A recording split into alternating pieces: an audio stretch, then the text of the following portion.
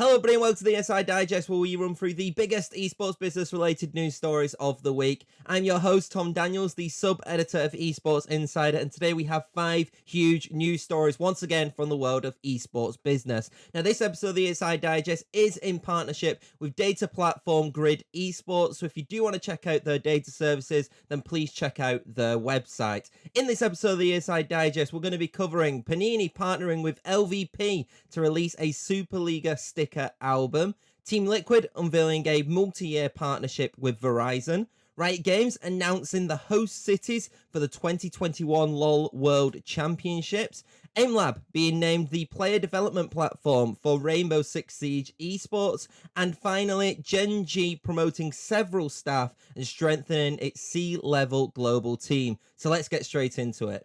Our first story of the ESI Digest sees sticker and trading card company Panini announce the release of a digital Superliga sticker album after partnering with tournament organizer LVP. Now, for those who don't know what the Superliga is, it is a major Spanish League of Legends competition situated within Riot Games' European Regional League ecosystem. Now, the sticker album, according to the release, is expected to feature players, coaches, shields of the teams, their kits, or even where the stadiums of where they play, and also talk about kind of some of the history within the Super League as well. I do think that this is like a really interesting partnership to kind of see this digital sticker album kind of become available for fans of the Super League, and it'd be very interesting to see if even more collaborations like this occur in the future.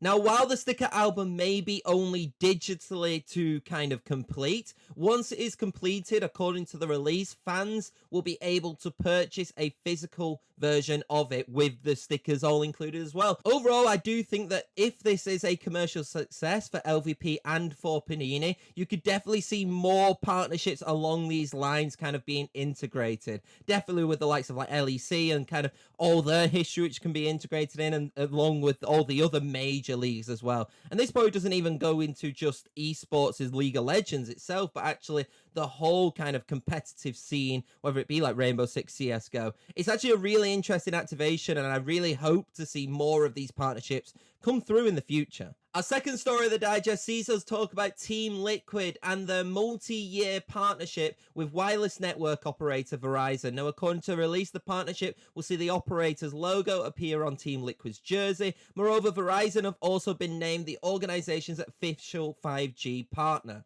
That's not all though, as both entities will also collaborate across a variety of projects, and this includes Team Liquid's recently launched Diversity and Inclusion Task Force. As such, a representative from Verizon will work on the task force as a consultant.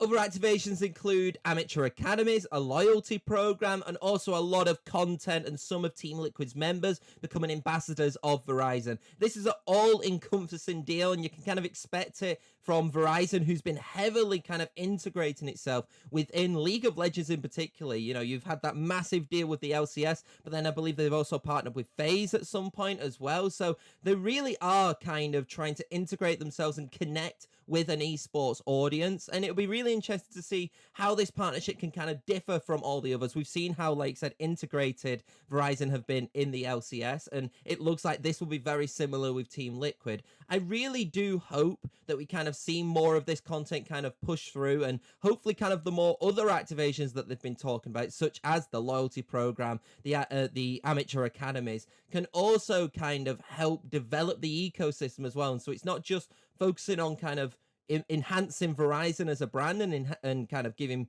Team Liquid more commercial success, but actually also kind of growing the esports kind of ecosystem as well. Now, our third story is a little bit of a quick one, and it's a little bit more of an update of a prior story, but I did feel like it was newsworthy to include in this digest, and it is that Riot Games has announced that 5 Chinese cities will host the 2021 League of Legends World Championships. Now, in the video announcement, they named Shanghai, Qingdao, Wuhan, and Chengdu as stops in the multi-city tour before it ultimately concludes in Shenzhen for the World Championship Finals, which was already, I believe, announced prior. Now, exact details of which tour tournament stages these cities will be hosting has not been revealed and is expected to be revealed at a later stage according to the release. But I do think that this is very interesting because we kind of knew that we were going to get, again, World Championships in China. It was meant to go to the US, but they've now moved that to 2022 as part of this announcement as well. But it's actually really nice that we're getting a multi-city tour. I think this is the next step for Riot Games into kind of get a safe kind of LAN event back up and running like they wanted to do with all the other world championships. And I do think that as the world is slowly started to open up with, you know, the pandemic slowly easing with restrictions, this is kind of the next step for what you could expect for a lot of LAN events now. Our penultimate story of the digest is a big story for Rainbow Six Siege, and it is the fact that Ubisoft have named FPS performance platform AimLab as its official player development platform for Rainbow Six Siege Esports. Now again, this multi-year deal will see AimLab provide Rainbow Six Siege players with access to specific training platforms. Moreover, players can use its machine learning technology to deliver analytics and insights regarding player performance. Now straight off the bat, I do think that having Rainbow Six Siege integrated into AimLabs is a very smart choice. I think that kind of having more options to develop player skill level is very much needed in all kind of titles, and the fact that AimLabs has developed kind of quite a good reputation for itself within FPS is actually a good sign. Now, in return of this partnership, the performance platform will be featured across the publisher's live broadcast, as a global partner of the Rainbow Six Siege Pro circuit. What's also very interesting is that during the second year of its partnership, AimLab is expected to integrate its kind of stats into Rainbow Six Siege live broadcast, which I think will be very cool. Obviously, how they do that, I don't think has really been revealed yet, but I think it's interesting to get more statistics and kind of more data flooding into Rainbow Six Siege from a broadcast standpoint as well. To kick off this partnership, AimLab is launching the AimLab Combine, which is a challenge tailored towards Rainbow Six Siege players to kind of, I think, get them into the platform and get them using the platform. AimLab will also have its own exclusive weapon skin available in Rainbow Six Siege, which can be won as a prize playing the AimLab Combine. So overall, I think this is a massive deal for Rainbow Six Siege and also an even bigger deal for AimLab. Obviously, AimLab hasn't been going for too long, but it's also integrated itself with a lot of esports organizations and tournament organizers and developers as well. And I do think that, yes, Rainbow Six Siege jumping on this is a smart thing for both parties involved. And I do hope that this does increase kind of, you know, the path to pro level in sense of you hopefully will get more kind of skilled players and naturally skilled players coming through due to the fact that they will be using this training platform as well. But only time will tell with that, but it is a very exciting partnership. A final story of the ESI Digest sees us talk about GenG and the recent backroom staff changes, with several personnel being promoted. Some of these promotions include Kalesa Avendano, who's been promoted to the Chief Financial Officer, and Martin Kim, who will now be the Chief Revenue Officer of the organization. In addition, Gina Chung Lee has been appointed as the organization's Chief Marketing Officer. It's important to note that all three of these names had previously held senior executive roles at GenG. Now, according to the organization, the reason for these promotions is credited to its growth in education, partnerships, and its competitive teams, and that is why these promotions and this reshuffling is happening. There have also been a few changes to GenG Global Academy as well, and this follows on from the organization's Education First platform having its first graduating class. As part of the first class, the students who have kind of been involved with this have received their college acceptance letters. And it seems like this is kind of the reason why these structurings are happening,